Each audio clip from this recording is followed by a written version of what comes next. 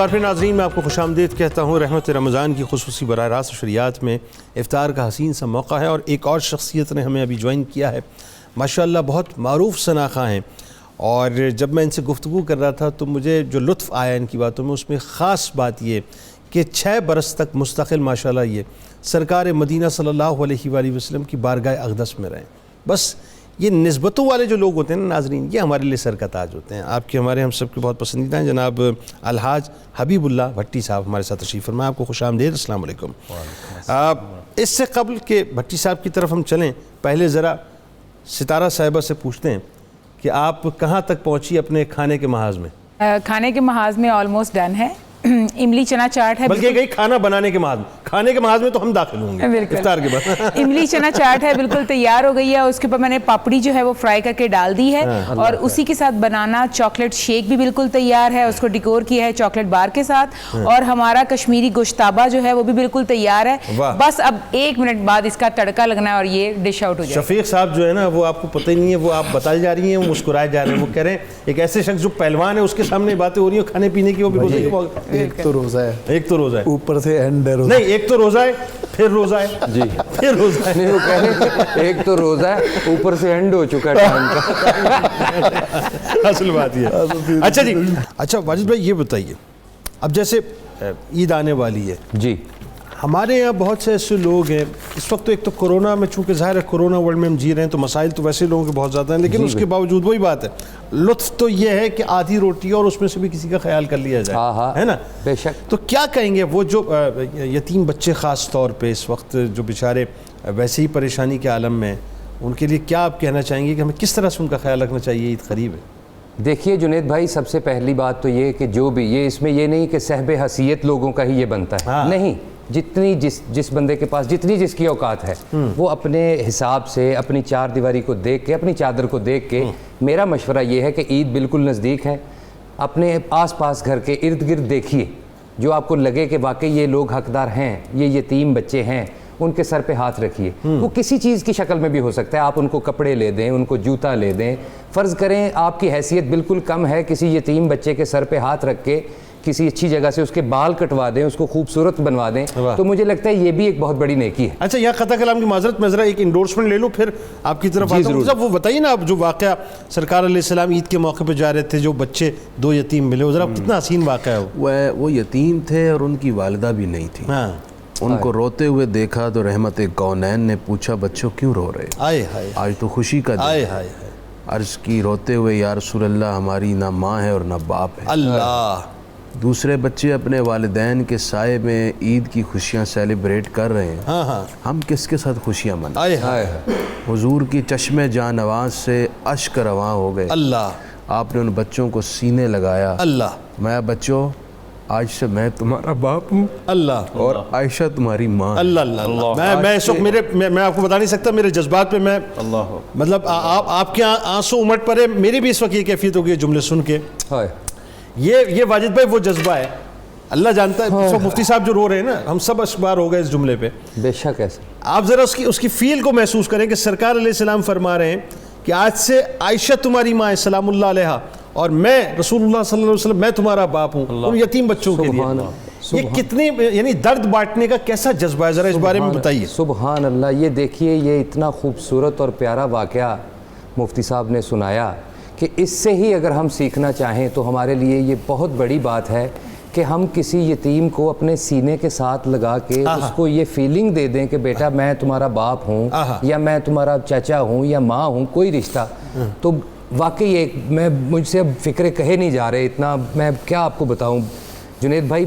یہ دل آپ کا اگر دل سکون میں آ سکتا ہے نا، تو سب سے اچھا اور بہتر عمل یہی ہے کہ آپ کسی یتیم کے سر پہ ہاتھ رکھیں، ان کے ساتھ پیار کریں، ان کو سینے سے لگا لیں۔ ایک بات کہوں ناظرین آپ سے کہ یہاں پہ ظاہر ہے شفیق چشتی صاحب بھی موجود ہیں، یہ بھی انٹرنیشنلی جاتے رہتے ہیں کھیلنے کے، لیکن میں ایک بات آپ سے عرض کروں، ہم لوگ خوشیوں کو ادھر ادھر باہر تلاش کرتے ہیں نا، کہ خوشیاں ہمیں ریسٹورینٹس میں مل جائیں، ہوٹلنگ میں مل جائیں، باہر گھومنے میں مل جائیں، شاپنگ میں مل جائیں، کپڑوں میں مل جائیں۔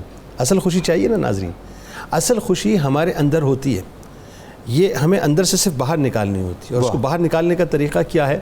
آپ محسوس کیجئے گا کبھی کسی غم زدہ کو کسی یتیم بچے کے سر پہ، یہ میرے سرکار نے فرمایا صاحب، یہ حق بھی ہے سچ بھی ہے، اس کے سر پر پیار سے ہاتھ رکھ کے ایک مرتبہ دیکھیے، ذرا اس کو اپنے سینے سے لگا کر دیکھیے، ایک مرتبہ اس کو اپنے سینے سے لگائے جس طرح اپنی اولاد کو سینے سے لگاتے ہیں.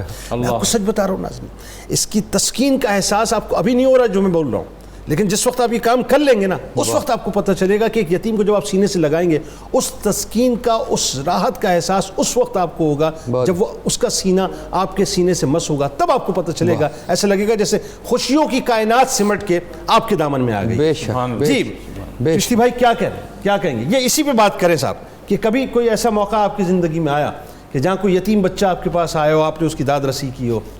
میں جو ہے بھائی بات بتاتا ہوں کہ میرے نا کرایہ دار ہیں مکان کے نا، تو ان میں ایک بچہ میرے چھوٹے بھائی، وہ سارا وہی ہینڈل کرتا، چھوٹے بھائی کے پاس آیا تو کہتا کہ ہمیں نا مکان چاہیے. تو میں نے کہا بھائی نے ان کو دے دیا، لیکن جب منتھ پورا ہوا تو ان کا کرایہ نہیں تھا نا. تو مجھے 2-3 مہینے کے بعد وہ نوٹس دیا بھائی نے، تو انہوں نے کہا کہ یار نا یہ گھر خالی ہوا ہے. تو میں نے کہا یہاں پہ کون تھا؟ تو کہتا یہاں پہ نا وہ فیضان لوگ تھے. فیضان، میں نے کہا کون ہے؟ کہتا فیضان اور اس کے اماں اور 3 بھائی ہیں، وہ 3 بہنیں اور 1 بھائی ہے وہ. تو اس نے بتایا کہ یہ ہیں. تو قسم سے اگر یہاں پہ میں یہ بات کروں گا نا تو لوگوں کے مائنڈ میں شاید یہ بات جائے کہ پتہ نہیں اپنی طرف سے ایسے بیٹھا بات کر رہا ہے. میں نے کرنی نہیں تھی، لیکن میں صرف اس وقت آپ نے مجھ سے پوچھا، میں نے اس لیے کر دی کہ یار شاید میری طرف دیکھ کے کوئی بندہ اس چیز کو کرے، نیکی کے عمل کو جاری رکھے گا، تو میں سمجھوں گا کہ اس چیز میں میں نے اپنا بھی حصہ ڈال دیا.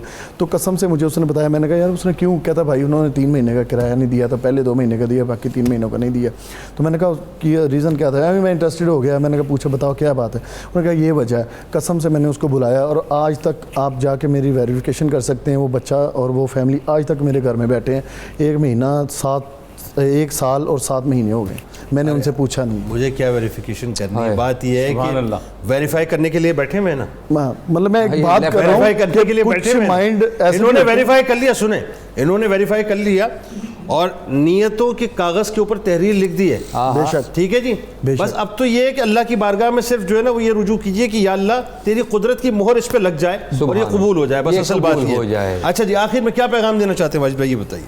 پیغام آپ کا یہ پوری ٹرانسمیشن ہی ایک پیغام ہے. اس سے بڑا پیغام کیا ہو سکتا ہے؟ پھر وہی پیغام کہ آپ اپنے ارد گرد دیکھیے، واقعی جو لوگ آپ کو لگتا ہے یتیم ہیں، ثواب بھی لیجئے اور دل کو سکون بھی دیجئے. آمین. اس سے بہتر اور اچھا پیغام آج کے دن کا کوئی نہیں. مفتی صاحب ہمارے ساتھ موجود ہیں، بڑا حسین قصیدہ غوثیہ پڑھتے ہیں. میں آپ کو بتاؤں، بہت سے لوگ مجھے واٹس ایپ کے ذریعے کہتے ہیں کہ مفتی صاحب جس وقت قصیدہ غوثیہ پڑھتے ہیں ہم ان کی آواز میں کھو جاتے ہیں ماشاءاللہ، اور جب یہ دعا کے لیے ہاتھ اٹھاتے ہیں تو ایسا لگتا ہے جیسے ہمارے لیے دعائیں ہو رہی ہیں. تو آئیے مل کے ان کے ساتھ شامل ہو جاتے ہیں. بسم اللہ. بسم اللہ الرحمن الرحیم. اللہم صلی علی سیدنا و مولانا محمد معدن الجود والکرم والہ وبارک وسلم. یا شاہ جیلان، یا شاہ جیلان، یا شاہ جیلان، یا شاہ جیلان. سقانی الحب كاسات الوصال فقلت لخمرتي نحوي تعالي. سعت ومشت لنحوي في كؤوس فهمت بسكرتي بين الموالي. فقلت لصائر الأقطاب لموا بحالي وادخلوا أنتم رجالي وهموا واشربوا وأنتم جنودي. فساق القوم بالوافي ملالي. شربتم فضلتي من بعد سكري ولا نلتم علوي واتصالي. مقامكم العلا جمع ولكن مقامي فوقكم ما زال عالي. أنا في حضرة التقريب وحدي يصرفني وحسبي ذو الجلال. أنا البازي واشأب كل شيخ ومن ذا في الرجال يعطي مثالي. كساني خلعة بالطراز عزم وتوجني بتيجان الكمال. واطلعني على سر قديم وقلدني وأعطاني سؤالي. وولاني على الأقطاب جمعا فحكمي نافذ في كل حال. يا شاه جيلان، يا شاه جيلان، يا شاه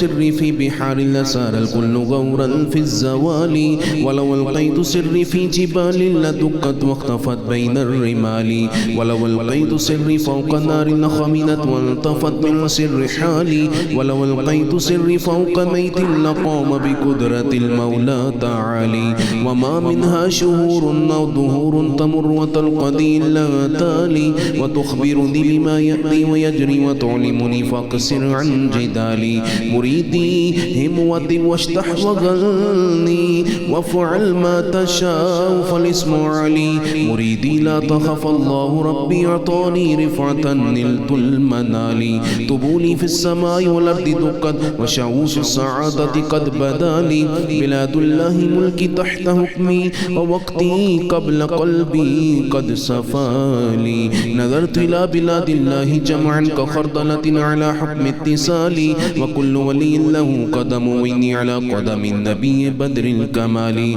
مريدي لا تخواش فإني عزوم قاتل عند القتال أنا الجيلي محي الدين اسمي وعلامي على رأس الجبال أنا الحسن والمخضع مقامي وأقدامي على عنق الرجال وعبد القادر المشهور اسمي وجدي صاحب العين الكمال تقبل لي ولا تردد سؤالي أغثني سيدي انظر بحالي يا شاه جيلا يا شاه جيلا يا شاه جيلا يا شاه جيلا اللهم صل على سيدنا ومولانا محمد معدن الجود والكرم وآله وبارك وسلم يا رحمن يا الله يا رحمن يا الله يا رحمن يا الله يا رزاق يا الله يا رزاق يا الله يا رزاق يا الله يا سلام يا الله يا سلام يا الله يا سلام يا الله يا حي يا قيوم يا حي يا قيوم يا حي يا قيوم يا مسبب الأسباب يا مسبب الأسباب يا مسبب الأسباب يا ذا الجلال والإكرام الحمد لله رب العالمین والصلاة والسلام علی سید الانبیاء والمرسلین۔ اے پروردگار عالم، ہمارے ناظرین کا آج کا روزہ قبول فرما۔ اے مالک کونین، افطار کا وقت قبولیت کی گھڑیاں ہیں، تیرے حضور التجا ہے ہم سب کے گزشتہ گناہ معاف کر کے ہمارے ماں باپ کی، ہمارے بیوی بچوں کی، ہمارے بہن بھائیوں رشتہ داروں، ہمارے جان پہچان والے، ہم سے محبت کرنے والے، ہمارے دوست، ہمیں دیکھنے والے، ہم سب کی حساب کتاب لیے بغیر بخشش فرما دے۔ اے اللہ، ہم سب سے ہمیشہ کے لیے راضی ہو جا۔ ہم میں، ہمارے ناظرین میں جو بیمار ہیں سب کو شفا دے دے، جو مقروض ہیں ان کے قرضے اتار دے، جو کووڈ-19 کا شکار ہو گئے انہیں بھی شفا دے دے۔ اس وبا کو ہمارے ملک سے اٹھا لے۔ جن کے کاروبار رک گئے، اگر چل رہے ہیں تو کچھ آ نہیں رہا، اے اللہ جو جس طرح کی کاروباری تنگی کا شکار ہے، رحمت کونین کے پاکیزہ تجارت کا واسطہ انہیں خیر اور برکت عطا فرما دے۔ اے اللہ کریم، جو بے اولاد ہیں اور اولاد کے پھل کو ترس رہے ہیں، اے اللہ انہیں نیک اولاد دے دے۔ خصوصاً ہماری وہ بہنیں جنہیں اولاد نہ ہونے کی وجہ سے تانوں کا سامنا ہے، میرے اللہ انہیں اولاد کے پھل سے نواز دے۔ جن کی شادیاں نہیں ہوئیں ان کو موزوں اور مناسب رشتے دے دے، جن کے رشتے ہو گئے انہیں سادگی سے شادیوں کے وسائل دے دے، جن کی شادیاں ہو گئی انہیں سسرال میں عزت دے دے۔ اے اللہ بہوؤں کو ساس سسر کا احترام دے دے، ساس سسر کو بہو پر شفقت محبت عطا فرما دے۔ اے اللہ کریم میاں بیوی کے دل ایک دوسرے سے ملا دے، بھائی بھائی کو ایک دوسرے کا بازو بنا دے، بھائی بہن کے رشتے میں عظمت اور قدر عطا کر دے۔ اے میرے مالک ہمارے وطن عزیز سے تمام کرائسس، بحرانوں اور مشکلات کا خاتمہ کر کے ہمیں باوقار ریاست مدینہ کا پرتاؤ اور عکس بنا دے۔ اے اللہ دنیا بھر کے مظلوم مسلمانوں کی مدد فرما۔ میرے مالک جتنے ناظرین ہمارے ساتھ اس وقت دعا میں ہاتھ اٹھا کر شریک ہیں سب کی دعائیں اور التجائیں پوری فرما۔ وصلی اللہ تعالی علی النبی الکریم وعلی آلہ واصحابہ اجمعین۔ جزاک اللہ۔ ناظرین کرام بس آپ بھی افطار کیجئے، ہم بھی افطار کرتے ہیں، اور یاد رکھیے گا کہ آج مغفرت کے عشرے کی آخری سحری ہے، ایسے رخصت کیجئے گا اسے کہ راضی ہو کر جائے تو کل بروز محشر اللہ کی بارگاہ میں ہماری شفاعت کی درخواست فرمائے۔ انشاءاللہ جا کے لوٹ کے واپس آتے ہیں۔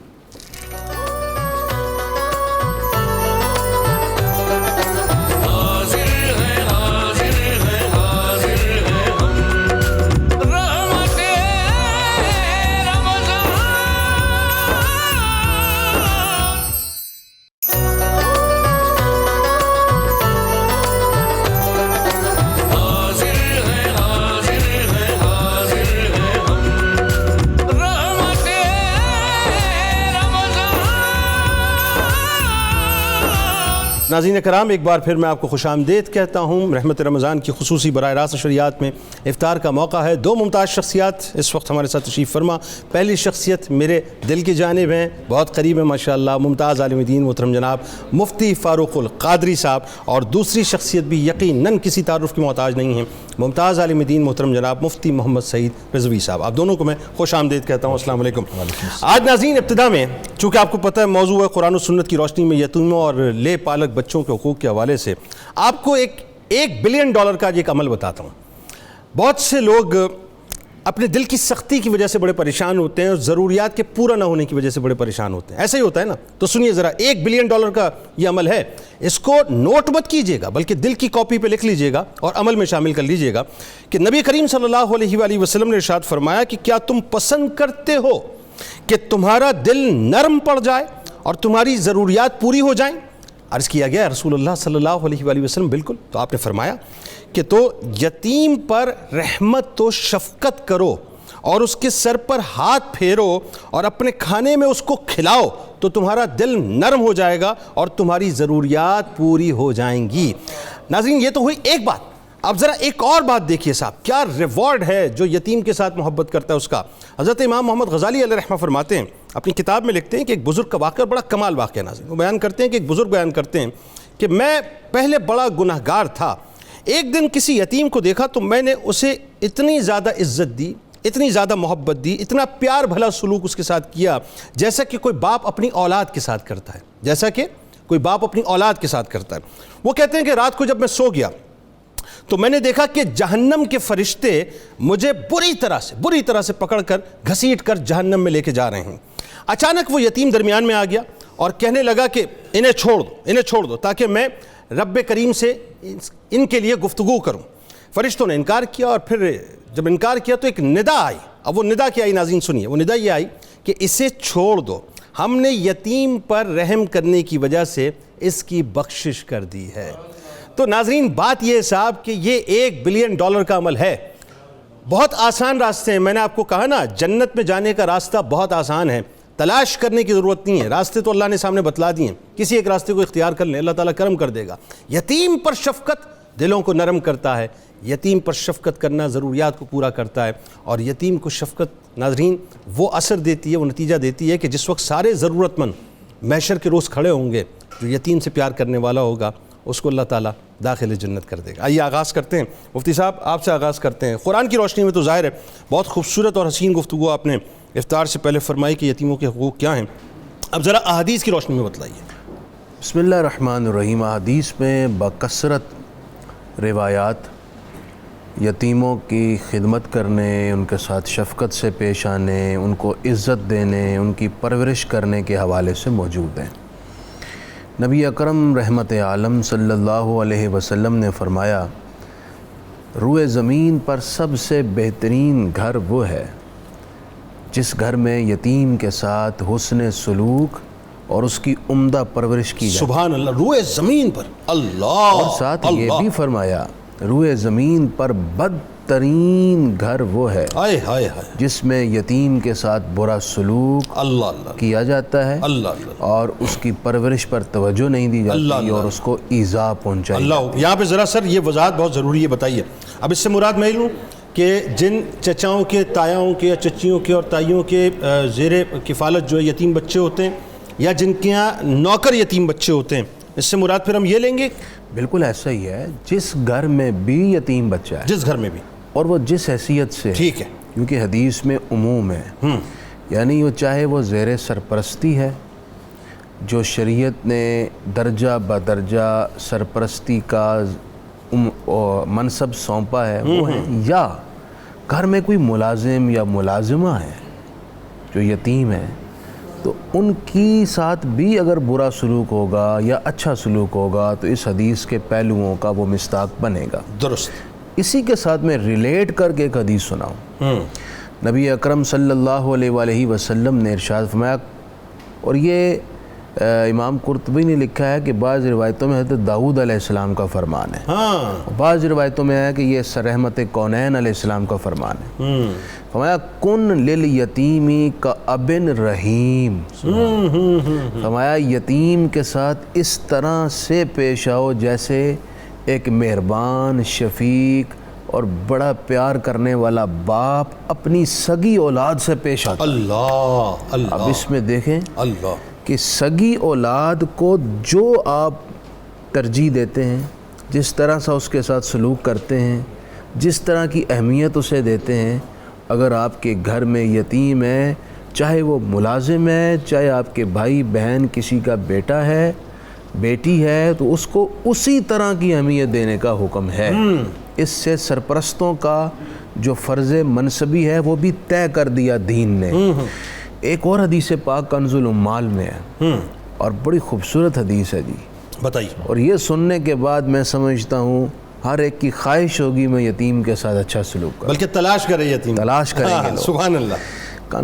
نبی کریم رحمت کونین علیہ تحیت و ثنا فرماتے ہیں، جنت میں ایک محل ہے، اس کے اوپر لکھا ہوا ہے دار الفرح، دار الفرح، دار الفرح، خوشیوں کا محل۔ اس محل میں خوشیاں ہی خوشیاں، یہ خوشیوں کا گھر ہے۔ سبحان اللہ۔ حضور وہاں آئے گا کون؟ تو آپ نے فرمایا کہ جو دنیا میں یتیم پر دست شفقت رکھتا تھا، واہ، اللہ اسے دار الفرح عطا فرمائے، یعنی خوشیوں کا محل عطا کرے گا۔ خوشیوں کا سبحان محل اللہ، سبحان اللہ۔ تو اس کا مطلب یہ ہے کہ خریداری اور الاٹمنٹ تو بہت آسان ہے، بہت آسان بہت ہے آسان جی۔ ہے۔ اللہ کی رحمت تو بندے کو آغوش میں لینا چاہتی ہے، بس قدم بڑھائیں۔ اور کمال یہ ہے کہ جو الاٹمنٹ ہو جاتی ہے اللہ کے یہاں پھر وہ بدلتی نہیں نہیں، وہ کینسل نہیں ہوتی۔ کینسل نہیں ہوتی۔ ہاں، جب تک کہ بندہ صاحب ایمان رہے، رسول اللہ سے اپنی نسبت قائم رکھے، اپنے دل میں حیا رکھے۔ تو بہرحال ان ساری احادیث مختصر سی سنائی ہیں میں نے، ورنہ تو بہت ساری احادیث ہیں۔ ان کا خلاصہ کلام یہ ہے کہ اپنے ارد گرد جو یتیم بچے ہیں، ان کے معاشرے میں ایک اضافی فرد سمجھ کر ان کو نظر انداز نہ کریں۔ یہ آپ کی ذمہ داری ہے، میری ذمہ داری ہے، ہم سب کی ذمہ داری ہے۔ اللہ تعالیٰ نے ان لوگوں کا ذمہ دار، ان کا کفیل ساری سوسائٹی کو بنا دیا کہ اگر وہ سگا سرپرست نہیں بھی ہے تو محلے دار اور سوسائٹی کے افراد ذمہ دار ہیں، اور سب سے بڑھ کر ذمہ داری ان کے بعد گورنمنٹ کی آتی ہے۔ ان کے لیے اسپیشل پالیسی ہو، جیسے کہ گورنمنٹ نے کوئی ادارے بنائے بھی ہوئے ہیں، اس کو مزید اچھے انداز میں مینیج کرنا چاہیے۔ بالکل۔ اچھا، اب اس میں دو چیزیں آ گئی۔ ایک بات تو یہ کہ پہلے ہی بتائیں کہ جو ہمارے معاشرے کا، چونکہ معاشرے ہی کی بات ہوئی اور ہر ایک کی ذمہ داری ہے، تو معاشرے کے جو ہمارے رویے ہیں بنیادی طور پہ یتیم کے ساتھ، ذرا اس حوالے سے پھر ایک اور میں آپ سے جو سوال کرتا ہوں۔ بسم اللہ الرحمن الرحیم۔ جنید صاحب، بات یہ ہے کہ ہمیں لوٹ جانا چاہیے ان ادوار کی طرف جو آقا کریم صلی اللہ تعالی وسلم کی سیرت پاک سے میں ملتے ہیں۔ بدقسمتی سے آج کل ہمارا رویہ یتیموں کے ساتھ وہی ہو رہا ہے جو زمانہ جاہلیت میں ہوتا تھا۔ ایسی ویڈیوز سوشل میڈیا پہ ہم دیکھتے ہیں کہ ایک بچہ یتیم ہے، اس کا باپ فوت ہو گیا، ماں نے دوسری شادی کی، ستیلے باپ نے اس کو پیٹ پیٹ کے اس کا حشر کر دیا، ایک کیلا کھا لیا اس وجہ سے۔ تو کیا ان لوگوں کو ذرا بھی خوف خدا نہیں ہے؟ اللہ کے حضور کیا منہ لے کے جائیں گے کل؟ کہ ایک یتیم آپ کی سرپرستی میں آیا تھا، اللہ نے آپ کے لیے جنت کا دروازہ کھولا تھا۔ ابھی مفتی صاحب قبلہ نے بات کی کہ جنت میں محل وہ تو آپ کو مل رہا ہے، الاٹمنٹ ہو رہی ہے، اور آپ کیا کر رہے ہیں؟ آپ اس سے بھاگ رہے ہیں۔ نبی کریم صلی اللہ علیہ وسلم نے فرمایا کہ جو شخص دنیا میں کسی ایک یتیم کے کھانے پینے کی ذمہ داری لے لے، اللہ تبارک و تعالیٰ اس کے لیے جنت واجب کر دیتا ہے، سبحان اللہ، سوائے اس کے کہ وہ کوئی ایسا گناہ نہ کر بیٹھے کہ جس کی وجہ سے اس پر جہنم یعنی واجب جو ہو۔ لوگ یتیم خانے چلاتے ہیں، میں تو اب ان پہ رشک کر رہا ہوں کہ وہ تو کتنی بڑی بڑی سعادتیں حاصل کر رہے ہیں، اور اخلاص کے تحت اگر وہ چلا رہے ہیں۔ دیکھیے یہ یتیم خانے ہو گئے اور اس طرح کے بہت سارے ہمارے مدارس دینیاں، یہ بہت بڑی این جی اوز ہیں جو یتیموں کی پرورش بھی کر رہے ہیں، بالخصوص میں مدارس کی بات کر رہا ہوں، یتیموں کی پرورش بھی کر رہے ہیں، ان کو اچھا انسان بھی بنا رہے ہیں۔ اب دیکھیے اگر یتیم کی پرورش صحیح سے نہیں ہوگی، وہ چور ڈاکو بن جائے، لٹیرا بن جائے، بعد میں جب اس کے سر پر کوئی شفقت کا ہاتھ رکھے گا تو کیا وہ معاشرے کے لیے کتنا نقصان دے ہوگا۔ تو ان اداروں نے ان بچوں کو نہ صرف اچھا شہری بنایا ہے، ان کی اچھی تربیت کی، اور وہ خود معاشرے کے لیے بہت فائدہ مند ثابت۔ اچھا، ہماری جو توجہ ہے وہ تو اس طرف ہوتی نہیں۔ مثال کے طور پہ گھر پہ اگر کام کرنے والی آ رہی ہے، ہم نے تو کبھی پوچھا ہی نہیں کہ تمہارا باپ ہے کہ نہیں، ہم تو اس سے کام کروا رہے ہیں۔ جو بچہ آ رہا ہے ہمارے یہاں کام کر رہا ہے، ہم اس سے بھی نہیں پوچھ رہے، بس اس سے کام کروا رہے ہیں، اس کو وہ جو 2-3 ہزار 4 ہزار 5 ہزار روپے دینے وہ ہم مہینے کے دے دیا کرتے ہیں۔ یہ دیتے ہیں، اور مطلب ایسی ظلم کی داستانیں رقم ہوتی ہیں کہ دل کانپ اٹھتا ہے وہ دیکھ کر، اور یہ ہمارے معاشرے میں ہو رہا ہے۔ تو ہمیں تھوڑا سا دل میں کوئی خوف خدا ہونا چاہیے۔ آج بڑی دردمندانہ اپیل ہے، رمضان شریف کا ماہ مقدس ہے، اور یہ چینل کی وساطت سے خدا کے لیے یتیموں کے سر پہ ہاتھ رکھو۔ یہ جو بچے ہیں، یہ جو یتیم ہیں، یہ آپ کو اللہ کے قریب لے جانے کے لیے آئے، آپ کو رب العالمین کی بارگاہ کا مقرب بنانے کے لیے آپ کے پاس آئے ہیں، اور آپ ایک وقت کی 2 وقت کی روٹی دیتے ہوئے آپ نبی کریم صلی اللہ علیہ وسلم کی تربیت ہمیں کیا ملی؟ یتیموں کے سر پہ ہاتھ رکھنے کی، اور وہ جو زمانہ جاہلیت میں جو ظلم و ستم ہوتے تھے، جس کی قرآن نے مذمت فرمائی، جو ان کا مال کھا جاتے تھے کسی بھی طریقے سے، تو اس میں جو ادارے چلانے والے ان کو بھی محتاط رہنا ہوگا کہ آپ کے پاس اگر امانتیں آئی ہیں یتیموں کے لیے تو وہ آپ اپنی گاڑیوں پہ خرچ نہیں کر سکتے، ان پہ لگائیں۔ تو آپ این جی اوز چلا رہے ہیں یتیموں کے نام پہ پیسہ اکٹھا کر کے، اگر آپ خود کھا جائیں گے، اپنے محل بنائیں گے، تو آپ اسی زمرے میں آئیں گے جو قرآن نے جس کی مذمت کی ہے کہ جو یتیموں کا مال کھاتے ہیں وہ اپنے پیٹوں میں آگ بھرتے ہیں۔ ٹھیک ہے، اس پہ گفتگو کرتے ہیں۔ ناظرین ہمارے ساتھ رہیے، اور انشاءاللہ لوٹ کر میں مفتی صاحب سے یہ پوچھوں گا کہ یتیم کی جو سرپرستی ہے، ایکچولی وہ ذمہ داری کس کی بنتی ہے، اور اس پہ کیا کیا کردار ایک عام آدمی، ایک عام مسلمان کو اپنے لیے ادا کرنا چاہیے؟ لوٹ کے واپس آتے ہیں۔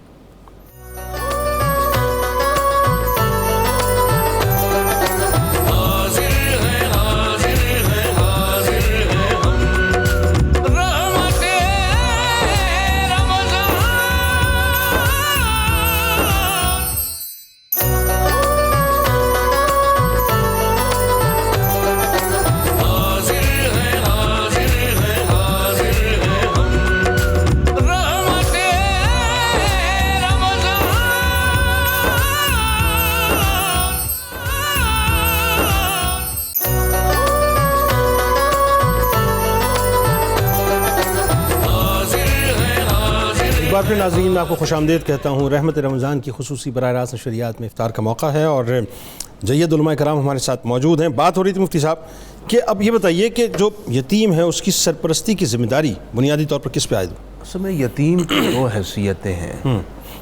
یتیم کے پاس اس کے والد کا چھوڑا ہوا کوئی مال دولت ہے یا نہیں ہے۔ اگر یتیم کا مال وغیرہ اس کے والد نے چھوڑا تھا، ٹھیک ہے، جس کا وہ وراثت میں حقدار ہے، تو پھر تو چاہے اس کا کوئی قریبی رشتہ دار ہے یا کوئی غیر ہے، وہ اس بچے کی مکمل نگہداشت اور پرورش اس یتیم کے مال سے کرے، اچھا، لیکن اس میں سے اپنی ذات کے لیے یا بے جا اس کو استعمال نہ کرے، اور جو کھا جائے اس اور کو، اگر وہ یتیم کی پرورش اس کے مال سے نہیں کرتا بلکہ خود اپنے مال سے کرتا ہے، یہ اس کے لیے زیادہ افضل اور ٹھیک ہو گیا۔ دوسری صورت یہ ہے کہ یتیم کے پاس کچھ بھی نہیں ہے، کوئی مال دولت گھر اس کے والد نے نہیں چھوڑا، اب ذمہ داری ہے اس کے قریبی رشتہ دار جن کو 2 حصوں میں تقسیم کیا جاتا ہے، اسبات اور ذوی الارحام۔ اسبا قریب ترین رشتہ دار کو کہتے ہیں، ٹھیک ہے، جیسے اس کا چچا ہے وہ کریں، تایا ہیں وہ کریں، ٹھیک ہے۔ اگر قریبی رشتہ دار نہیں ہیں تو پھر دور کے رشتہ دار جتنے ذوی الارحام ہیں وہ اس کو دیکھیں گے، وہ بھی نہیں ہیں تو پھر سوسائٹی کے جو لوگ اس کے بارے میں جانتے ہیں ان کی ذمہ داری، دینی شرعی ذمہ داری بنتی ہے کہ اس بچے کی نگہداشت، اس کی تعلیم و تربیت اور اس کی پرورش کا اہتمام کریں گے، ٹھیک ہے۔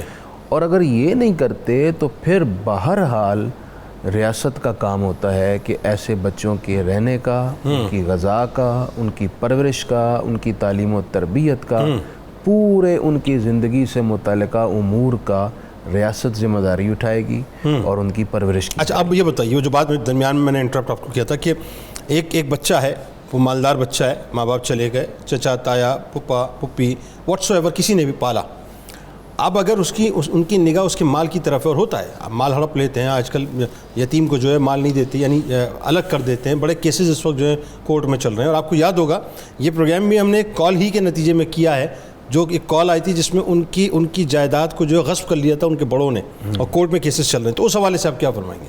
اس کے لیے تو قرآن مجید سورہ نساء کی آیت ہے، ان الذین یاکلون اموال الیتامی ظلما، جس نے ظلماً زیادتی کرتے ہوئے یتیموں کا مال ہڑپ لیا، قبضہ کر لیا، بینک بیلنس پہ، ان کی جائیداد پہ، ان کے گھر پہ، تو فرمایا اللہ تعالیٰ فرماتا ہے کہ ان کے پیٹ میں ہم جہنم کی آگ بھریں گے، اللہ، اور وہ اس کو دردناک بھڑکتی عذاب آگ میں ڈالا جا کر اس کو عذاب دیا جائے گا۔ یہ تو بہت بڑی بد قسمتی اور بد نصیبی ہے، بھلا یتیم کا بھی کوئی مال لوٹتا ہے جی؟ اللہ اللہ اللہ، ہے کوئی عقل و دانش کی، کوئی انسانیت کے، اور ہو رہا ہے معاشرے میں، لیکن ہو رہا ہے۔ میں تو سمجھتا ہوں جو شخص ایسا کرتا ہے وہ درد دل سے، احساس سے، انسانیت سے محروم ہے، اور ایسے شخص کو بس یہ ایسا شخص قابل رحم نہیں ہوتا۔ ظاہر جب قرآن نے فیصلہ کر دیا ہے کہ جو دوزخ کی آگ اس کا پیٹ بھرے گی تو پھر ختم ہوگی نا، ختم، اس کے علاوہ کچھ رہا ہی نہیں۔ اچھا جی مفتی صاحب یہ بتائیے، اب اس میں ایک اور جو موضوع ہمارا ہے لے پالک بچوں کا، یہ ایک بڑا ٹچی موضوع اس اعتبار سے ہے کہ بہت سے لوگوں کے یہاں اولادیں نہیں ہوتی ہیں، اور خاص طور پہ وہ لوگ جو اس وقت بے اولاد ہیں اور اولاد کو اڈاپٹ کرنا چاہتے ہیں، وہ ضرور اس گفتگو کو سنیے گا، یا جنہوں نے اڈاپٹ کر لی ہے۔ اب مسئلہ یہ ہے کہ پہلے تو یہ بتائیے کہ لے پالک بچوں کے بارے میں کیٹیگوریکل شریعت کہتی کیا ہے، کہ فرض کیجئے ایک بچہ یا بچی اڈاپٹ کی، شریعت کی نگاہ میں کیا ہے؟ دیکھیے بچہ لینا، لے کے پالنا، یہ شریعت کی نگاہ میں جائز ہے، لے سکتے ہیں، لیکن کچھ شرائط کے ساتھ۔ قرآن کہتا ہے کہ تمہارے کہنے سے وہ تمہارے بیٹے نہیں بن گئے۔ اچھا، ذالکم قولکم بافواہکم، قرآن کہتا ہے یہ تمہاری منہ کی باتیں ہیں، جو تم نے کہا کہ یہ ہمارے بیٹے ہیں، وہ بیٹے نہیں ہیں، لے پالک ہیں، منہ بولے ہیں، آپ ان کو اڈاپٹڈ کہہ سکتے ہیں، لیکن باپ کون ان کا؟ ادعوہم لآبائہم، ان کو بلانا ان کے باپ کے نام سے ہی ہے۔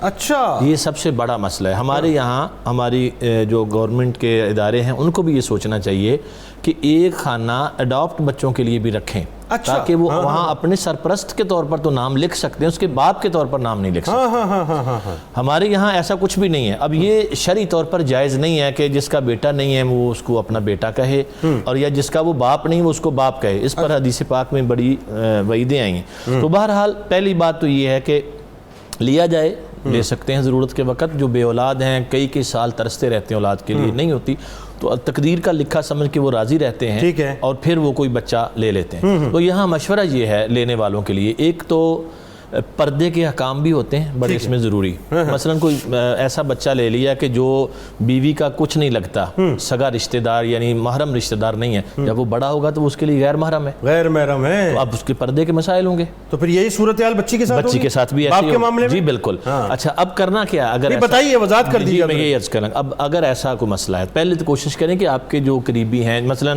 خاتون کا بھتیجا، بانجا، جو اس کے مستقل محرم ہے، وہ لے لے تو کوئی مسئلہ نہیں، بڑے بھی ہو جائیں گے تو بھی اس کے لیے وہ محرم ہی رہیں گے۔ سر یہاں ایک سوال یہ پیدا ہو گیا کہ یہاں پہ بہت سی ایسوسیشنز اور این جی اوز ہیں جو باقاعدہ یہ کام کر رہی ہیں کہ بچے جو ہیں وہ ان کے پاس آتے ہیں، جیسے استغفر اللہ مجھے کہتے ہوئے عجیب سا لگتا ہے کہ جو ظاہر ہے میں کیا کہوں کہ شادیاں نہیں ہوتی جن کی وہ کوڑے کرکٹ میں کہیں ڈال دیتے ہیں, وہاں سے ان بچوں کی زندگیاں بچاتے ہیں, وہ بہت اچھا کام کر رہے ہیں, اس میں کوئی دوسری رائے نہیں ہے کہ یہ بہت بڑا عظیم کام ہے. لیکن جب وہ وہاں پہ اپنے ایسوسیشن میں لاتے ہیں, اپنی آرگنائزیشن میں لاتے ہیں, اپنے ادارے میں لاتے ہیں, اس کے بعد ان کے پاس باقاعدہ ریکویسٹ آتی ہیں کہ جی ہمیں بچی چاہیے, بچہ چاہیے, پھر ان کی تحقیقات کرنے کے بعد ان کو بچے دیے جاتے ہیں. تو یہ عمل کیسا ہے؟ یہ عمل درست ہے, بہت اچھا عمل ہے. بچوں کی جو ہم پہلے کر چکے, وہ یتیم ہے یا اس کا کوئی والی وارث نہیں ہے تو اس کی پرورش ہو جائے گی نا, اس کا تو کوئی قصور نہیں ہے, جو کیا انہوں نے کیا.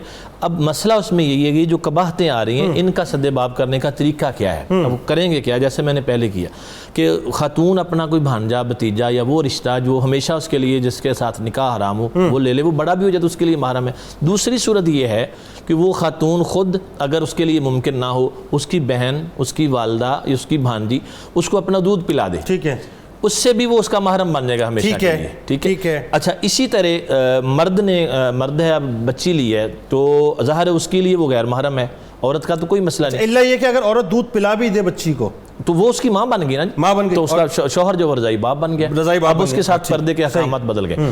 اسی طرح اگر بچی اڈاپٹ کی ہے اور مرد جو ہے اس کے لیے وہ غیر محرم ہے, جب تک بالغ نہیں ہے چلیں کوئی بات نہیں, بلوغت کے بعد یا قریب البلوغ ہوئی تو پردے کے احکامات آ جائیں گے. اب کیا کر رہے ہیں, اس کے لیے چاہے کہ اس مرد کی کوئی بہن یا اس کی والدہ, کوئی اس کی وہ سگی رشتہ دار جس کو دودھ پلائے جس سے یہ اس کی بھی محرم بن سکے, تو یہ ایک صورت ہو سکتی ہے. یہ کچھ قباحتیں دور کرنے کی. اچھا اگر ایسا نہیں ہوتا جیسا کہ آپ نے بتایا جن کے والدین معلوم ہی نہیں ہے, اب قرآن کیا کہتا ہے کہ فَإِن لَمْ تَعْلَمُوا آبَاءَهُمْ, اگر تم نہیں جانتے کہ ان کے باپ کون ہیں, فَإِخْوَانُكُمْ فِي الدِّينِ, وہ دین میں تمہارے بھائی ہیں, وَمَوَالِيكُمْ, اور تمہارے دوست ہیں.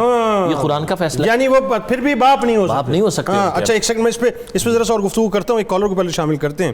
رابعہ چودھری صاحبہ خوشاب سے ہمارے ساتھ ہیں. السلام علیکم. وعلیکم السلام. جی محترمہ, میرا سوال یہ ہے کہ یتیم بچہ کس عمر تک یتیم شمار ہوگا؟ کیا کہہ رہی ہیں, ریپیٹ کیجیے گا ذرا. ایک یتیم بچہ کس عمر تک یتیم کہلائے گا؟ یتیم بچہ کس عمر کا یتیم کہلائے گا؟ اچھا ٹھیک ہے جی, بالکل آپ کو بتاتے ہیں. کس عمر تک؟ بالکل آپ کو بتاتے ہیں. بہت شکریہ آپ نے ہمیں جوائن کیا. عبدالغفور صاحب خوشاب سے, السلام علیکم. السلام. میرا سوال ہے کہ جو کوئی کسی کی جائیداد پر قبضہ کرتا ہے, ناجائز قبضہ, تو قیامت کے دن اس کے ساتھ کیا حساب کتاب ہوگا؟ جی بالکل, ابھی مفتی صاحب نے یہ فرمایا تھا اور اسی پہ بات ہماری ہو رہی تھی. اگین اس کو ریپیٹ کروا دیتے ہیں. بہت شکریہ. السلام علیکم.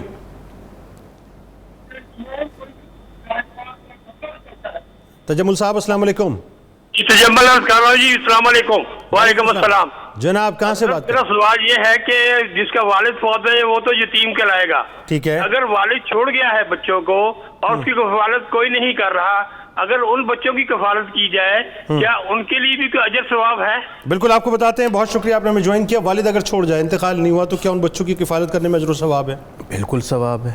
ہر وہ بچہ جس کا والی وارث کوئی نہیں ہے اس کو نگہداشت کی ضرورت ہے, اس کو غذا کی ضرورت ہے, اس کو تعلیم و تربیت کی ضرورت ہے, تو اس کی خدمت کرنے میں بہت گہرا اجر اور ثواب ہے. اچھا یتیم بچہ جو ہے کس عمر تک یتیم کہلائے گا؟ جب تک بالغ نہیں ہوتا. ایک تو قانون میں نا 18 سال, شریعت میں یہ 18 سال نہیں ہے, یہ 12 سے 14 سال کے درمیان بچے بالغ ہو جاتے ہیں, وہ علامات ظاہر ہو جاتی ہیں. ویسے اگر ایسی کوئی علامت ظاہر نہ ہو تو 14 سال کا بچہ بالغ ہی کنسیڈر ہوتا ہے. اچھا مختصراً ابھی بتائیے کہ لے پالک بچوں کے حوالے سے جو بات ہو رہی تھی, اس میں ان کی ولدیت کی تبدیلی اور ذرا اس میں تھوڑا سا اور کلیئرٹی. اچھا اس میں ولدیت کی تبدیلی والی بات مفتی صاحب نے کر دی کہ وہ نہیں کی جا سکتی. اصل باپ کا ہی نام اس کے آئی ڈی کارڈ پہ, ہمارے یہاں ہوتا نہیں ہے ویسے, اس کے ڈاکومنٹس پہ نہیں کرتے. ہمارے یہاں نہیں ہوتا. وہ یہ سوچتے ہیں کہ ہم پالیں گے, وہ ہمیں بابا کہے گا, پھر وہ احساس کمتری بڑا ہوگا, اسے پتہ چلے گا یہ ہمارا. بہت ساری لوگ باتیں سوچتے ہیں, لیکن آپ ایک بات ذہن میں رکھیں, آپ کا جسم بھی اللہ کا ہے, اس بچے کا مالک بھی, اس کا خالق بھی اللہ ہے. بے شک اس خالق نے یہ چاہا ہے کہ اس بچے کا اصل نسب قائم رہے. الولد للفراش, اصل نسب قائم رہے. اس لیے آپ جب اپنا نام دیں گے تو اس بچے کا اصل جو نسب تھا وہ آپ نے کاٹ دیا ہے. اگر آپ کو اس کے باپ کا نام نہیں بھی پتا تو کم از کم آپ اپنا نہ دیں تاکہ اس کا نسب ڈائیورٹ نہ ہو جائے، کہیں اور نہ مل جائے. ٹھیک ہے. اس لیے اللہ یہ چاہتا ہے، اس کے حبیب یہ چاہتے ہیں کہ اس بچے کے اصل باپ کا نام لکھا جائے. اصل باپ کا علم نہیں تو پھر جیسے مفتی صاحب نے مشورہ دیا ہے، میں بھی گورنمنٹ سے یہ اپیل کرتا ہوں، آپ ڈاکومنٹس میں ایک خانہ، ایک آپشن یہ رکھیں ولدیت، اور اگر یتیم ہے تو سرپرست. اڈاپٹڈ بچوں کے لیے سرپرست کون ہے؟ یتیم کو تو خیر اصل باپ کا علم ہوگا، اگر اس کے باپ کا بھی علم نہیں ہے تو پھر سرپرست کا. ایک مسئلہ میں اور مفتی صاحب کے مسائل کے ساتھ ایڈ کر دوں.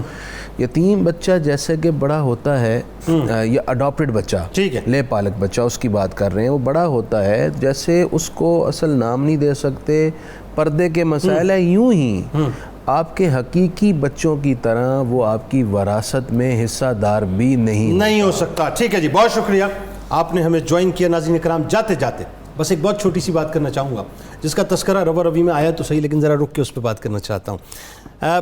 ہمارے یہاں بہت سے ایسے لوگ ہیں جن کو اللہ نے بہت نوازا ہے صاحب. ان کے یوں سمجھ لیجئے کہ بریک فاسٹ جو ہے وہ اپنا 5 اسٹار ہوٹلز میں ہوتا ہے، ان کا لنچ 5 اسٹار ہوٹلز میں ہوتا ہے، وہ ڈنر بھی کرتے ہیں تو صاحب کیا 5 اسٹار 7 اسٹار میں ڈنر کرتے ہیں. دیکھا یہ گیا ناظرین، جب ان کے گھر کے جو میڈز ہوتی ہیں، مطلب چاہے وہ خواتین بچیاں ہیں یا بچے ہیں، جب وہ اپنی گاڑی سے اترتے ہیں، 2.5 فٹ ظاہر ہے 2.5 فٹ اونچی گاڑی ہوتی ہے نا، 2.5 فٹ اونچی گاڑی سے جب وہ اترتے ہیں تو جو میڈ جو ہے بچے کو کیری کی ہوئی ہوتی ہے، سائڈ پہ بیٹھی ہوئی ہوتی ہے، یا اس کو کہہ دیا جاتا ہے تم گاڑی میں بیٹھی رہو، ہم کھانا کھا کے آتے ہیں، اس کو کھانا جو ہے وہ الگ سے پہنچا دیا جاتا ہے، واٹس ایور جو بھی ہے، یا وہ جو نوکر ہوتا ہے وہ بیچارہ وہی چاکری کر رہا ہوتا ہے. دیکھیں صاحب، اللہ نے آپ کو دیا ہے نا تو راستہ بھی بہت آسان دے دیا ہے. جب آپ ان بچوں کو اپنے ساتھ بٹھا کر اپنے بچوں کی طرح ایک باپ بن کے ان کو کھلائیں گے. انہوں نے تو زندگی میں کبھی 5 اسٹار ہوٹل دیکھا نہیں، اس کا کھانا کھایا نہیں، لیکن جب وہ آپ کے ساتھ بیٹھیں گے تو ایک تو وہ عزت محسوس کریں گے، دوسرا جب آپ ان کو شفقت سے ایک باپ کی حیثیت سے کھلائیں گے ان کے دل سے دعا نکلے گی. اور تیسری بات، ضمانت میرے نبی صلی اللہ علیہ وسلم نے دے دی کہ جو شفقت سے باپ کی حیثیت سے یتیم بچوں پر محبت کرتا ہے، شفقت کرتا ہے، اللہ تعالیٰ نے اسے جنت کی ضمانت دے دی ہے. اصل میں بات صرف اتنی ہے ناظرین، سمجھنے اور سمجھانے کا فرق ہے. یہ سمجھ لیں کہ اللہ تعالیٰ نے ہمیں اس کے ذریعے سے کتنا بڑا ریوارڈ دینا ہے، بس اس ریوارڈ کی تلاش میں لگ جائیں، سب کچھ مل جائے گا انشاءاللہ. رات کو آپ سے دوبارہ ملاقات ہوتی ہے سحری میں. اگر زندگی رہی تو اس دعا، اس امید، اس یقین کے ساتھ کہ اللہ تعالیٰ آپ کا، ہمارا، ہم سب کا حامی و ناصر ہو.